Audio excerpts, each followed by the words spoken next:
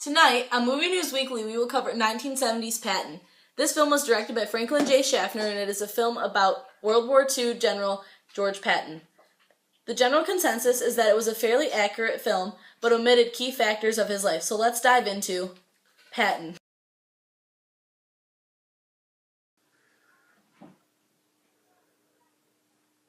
George C. Scott? Yes. Your portrayal of General George Patton has been mostly well received. How do you feel about that? Well, I think with a good script, it's a lot easier to act well. And I received expert direction from Franklin J. Schaffner. About Mr. Schaffner, some are saying that he left out some important stuff. Well, in any writing process, some things get left out. Some say that he left out things that were quite deliberate. After the break, I'll be talking to the director, Franklin J. Schaffner.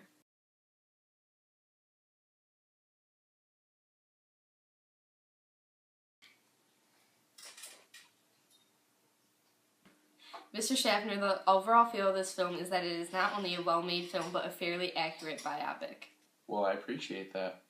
However, there are some concerns. Well, I thought it was pretty ship-shape. Please elaborate. Some have implied that you omitted certain things deliberately, like the fact that you almost completely excluded racial issues among the U.S. Army and showed next to no woman in the film, even though women served in non-combat roles. I really wanted to focus on a personal story more than a broad story. Well, then why were things omitted from his personal life, like the fact that he had a family and he was extremely concerned about them, or the fact that it was oversimplified of the guilt and the difficulties he had throughout the war? Well... I think that you were trying to make a more macho man with no complex family life. I think that's all the time we have.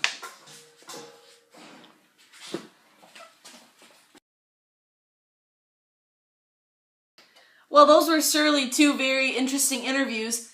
Good night and thank you. See you next time on Movie News Weekly.